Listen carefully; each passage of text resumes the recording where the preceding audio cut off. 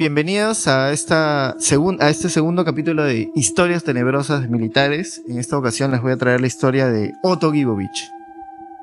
¿Quién es? Otto Guibovich es un ex comandante general del ejército. Ahorita está muy activo en redes. Ha sido también congresista de Acción Popular. Es un muy activo, como decía, tuitero que, por ejemplo, se ha pronunciado a favor de la liberación de Rivero Lasso, el personaje del primer capítulo. Dice que el cierre del Congreso que promovió Vizcarra fue injusto. Retuitea a personajes ultraconservadores como el congresista Alejandro Muñante y demás. Bueno, quería recordarles la historia de él porque alguna vez hace mucho tiempo hice una nota sobre él. Una vez un amigo me alcanzó algunos documentos, algunos testimonios que revelaban su participación en la guerra interna. Él fue en el 1991 y 1992, fue comandante de un batallón contrasubversivo en Tingo María, una base militar llamada Los Laureles. Y en esa base de Los Laureles, cuando él era el jefe de esa base, se cometieron una serie de abusos y tropelías espeluznantes, ¿no? ¿Dónde quedan Los Laureles? En Tingo María, en la selva. Él fue destacado ahí en el 91 y el 92. Y bueno, básicamente habían 4 testimonios que se dieron a la Comisión de la Verdad y Reconciliación que hablaban de esta estación de Los Laureles. Lo que se comentaba era, por ejemplo, había un suboficial del ejército que testificó. Él contaba de que él llegó ahí más o menos en el 89 y que en el 91-92 él fue destacado como parte de un grupo de aniquilamiento. Que su misión básicamente todas las noches era reclutar, digamos, o en todo caso detener y arrestar a gente de la localidad acusadas o sospechosas de terrorismo, torturarlas y matarlas esa misma noche. Él hacía eso. Ya, y ¿cuál es su alias? Porque todos tienen su alias. Eso es importante. Muy buena pregunta. Él, Otto Guibovich, era el jefe de la base y tenía un alias que era el comandante Eduardo Cáceres. Es un nombre importante. Él era el comandante Eduardo Cáceres, pero su nombre real era Guibovich. Este suboficial que da el testimonio, simplemente se le apodó el Brujo. Él no quería ser identificado porque tenía miedo a las represalias. Y él, por ejemplo, lo que cuenta, una de las historias más espeluznantes es de una profesora a la que le apodaban la Gringa. A esta profesora la detienen en el 91 y esta profesora tenía 26 años. Era sospechosa de pertenecer al Sendero Luminoso, la llevan a la base, al cuartel, y la comienzan a torturar. Me acuerdo muy bien de que en el testimonio contaban que los militares en ese tiempo, estos militares que estaban en la base, no sabían cómo torturar a una persona, pero la orden que supuestamente salió de este comandante Otto Guibovich, que se llama Cáceres, era que la torturen, ¿no? Entonces ellos lo que hicieron fue buscaron en su biblioteca que tenían ahí de la base, tenían una biblioteca, un ropero con libros, y encontraron un manual de cómo torturar de los militares argentinos que habían torturado en la dictadura argentina, ¿no? De los 70. Hay manuales de eso. ¿Ah? Hay manuales. Claro, había un manual de eso. Entonces el brujo comienza a contar de que él comienza a leer y se comienza a instruir, ¿no? De que se tenía que usar electricidad, de que los electrodos para electrocutar a una persona tenías que poner en los pezones, tenías que poner en los genitales, tenías que poner agua en el piso para que se electrocutara más. Entonces eso le comienza a aplicar a esta mujer. Lo más espeluznante de todo es que cuando terminan de torturarla, la matan, la degollan. La tipa al final aparentemente confiesa de que es senderista. La degollan y lo que hacen es que 12 soldados, antes de tirar al río, ella estaba muerta, ¿no? Entonces 12 soldados y luego la tiran al río, ¿no? Esta es una de las historias. La otra historia que el brujo cuenta, y que es corroborada por un segundo militar, que también es entrevistado por la CBR, llamado Abraham Amasifuen, es que ellos fueron destacados al Monzón, que es una localidad de Tingo María, que pertenecía a la base de Los Laureles, y hacen una masacre, ¿no? En un caserío llamado Venenillo, el Venenillo. Y ahí aplican básicamente lo que se hacía en Vietnam.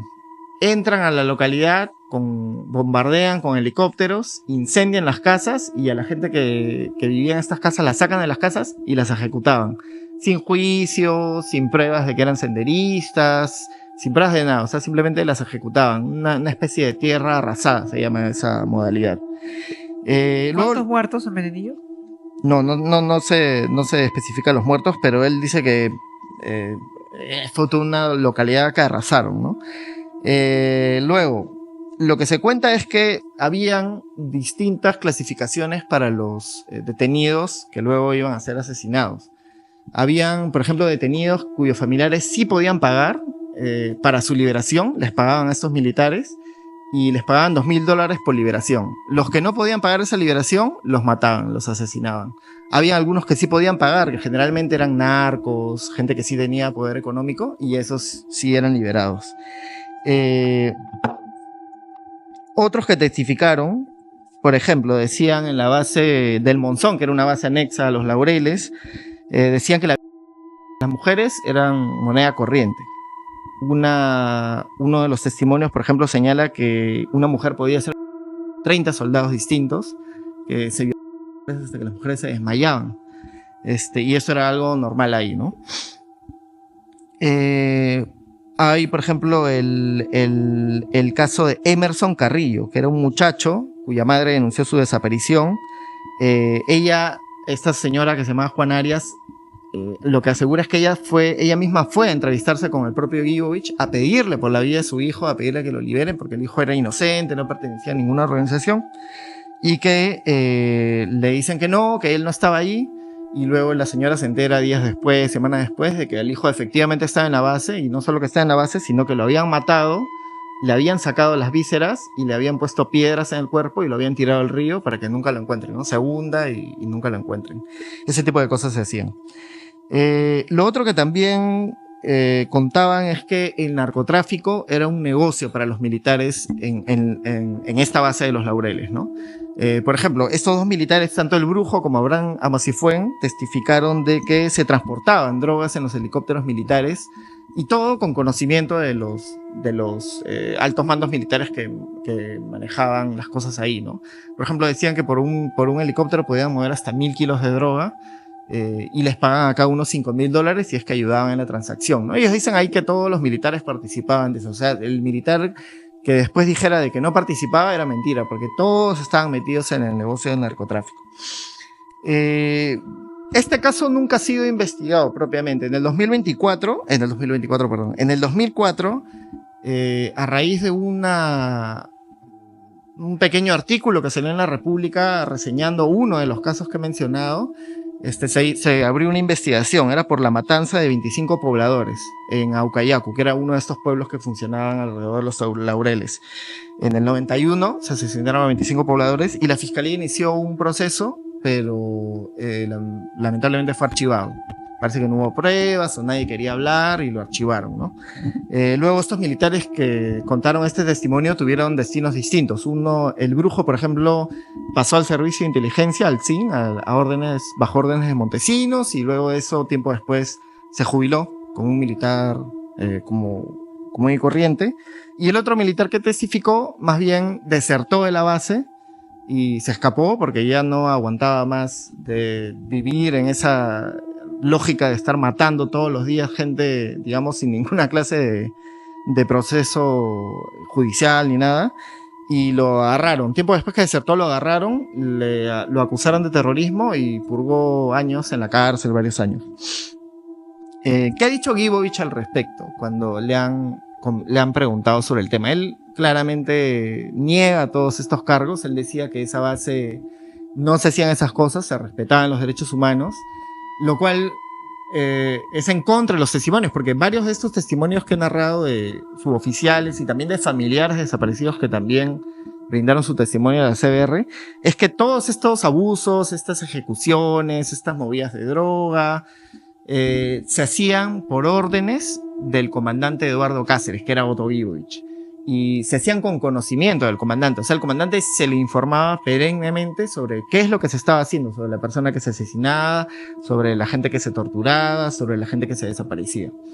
Entonces, él niega esto. Él dice que inclusive fue condecorado por los militares o por el cuerpo militar, por su labor ahí en los Laureles.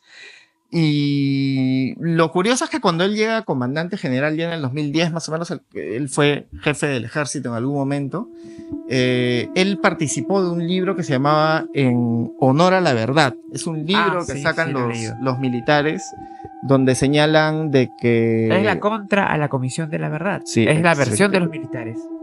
La versión de los militares, donde dicen que los abusos o, digamos, las tropelías que se cometieron fueron casos excepcionales, ¿no? Que nunca hubo una política de Estado. Claro, que nunca hubo uno... Ellos chocan bastante con la palabra sistemático, creo. Sí, claro. Les choca bastante eso, que violaciones sistemáticas de derechos humanos. Él reivindica que fueron acciones individuales las que se cometieron, que podrían haber incurrido en delitos. Claro. Él hizo el prólogo del libro. ¿Ah, sí? Claro, él hizo el prólogo del libro, participó del libro y promovió el libro, ¿no? Lo curioso es que tiempo después, claro, él cuando sale del ejército se dedica a la política y se convierte en un actor clave de la política cuando sube Manuel Merino al gobierno, a estos 6 días de gobierno. Ajá.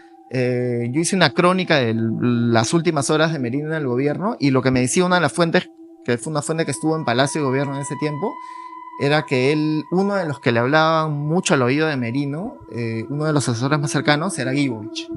Él era uno de los consejeros de Merino, ¿no? Pero no estaba, ya no estaba dentro de la fuerza. No, era un congresista, en ese tiempo ya era congresista de Acción Popular. Se dedicó a la política y era un congresista de Acción Popular. Curiosamente, justo fue en la época cuando él es asesor, digamos, o es un personaje muy cercano a Merino en estos 6 días de gobierno. Curiosamente, en algún momento IDL publicó un artículo, un reportaje donde comentaban de que Merino en algún momento considera la opción de sacar a los militares. Cuando ya las protestas se hicieron demasiado masivas en Lima y a lo largo de las ciudades en el Perú, Merino se le aconsejó, no dicen quién en el reportaje, pero se le aconsejó, recibió el consejo de que sacara a los militares para desaparecer a las protestas, ¿no? Para terminar con las protestas, ¿no? Y que entre las cosas que se debían hacer, que se le aconsejó, era arrestar a los opositores de Merino, ¿no? Entonces, y acusarlos. O sea, tú dices que el que lo aconsejó fue Guibovich. Yo o sea, creo hay posibilidades de que Guibovich haya sido uno de los que tenía esa idea era Guibovich, ¿no? No he dicho que no digo que haya sido el que le haya dicho eso, ¿no? Pero bien pudo haber caído en su forma de pensar, claro, sus antecedentes. Claro, entonces, y ahora es un tuitero muy activo, ¿no? Me han dicho por ahí de que en algún momento contempla, digamos, postularse a la presidencia. ¿Quién sabe? Es su próximo sueño, presidente. ¿no? Ese es imagínate que sea el próximo presidente. Pero yo tenía esos testimonios, me acuerdo, antes de que él sea congresista, ¿no? Y como yo ya sabía que él estaba buscando entrar en la política, cuando ya se convirtió en congresista, no solo congresista, sino que él fue vocero de la bancada de Acción Popular, o sea, era un tipo muy importante en Acción Popular. Ahí es donde le saqué el reportaje con estos testimonios, y fue algo que, o sea, yo he leído bastante extensamente sobre varios casos en la guerra interna, y alguna de estas historias, por ejemplo, el de la profesora esta que te cuento, nunca había leído una cosa así, ¿no? O sea, me sorprendió la capacidad de, no sé, de maldad, de psicopatía que puede tener, o que pueden llegar a tener la gente en, no sé, en un ambiente de guerra o de enfrentamiento, de una cosa así, ¿no?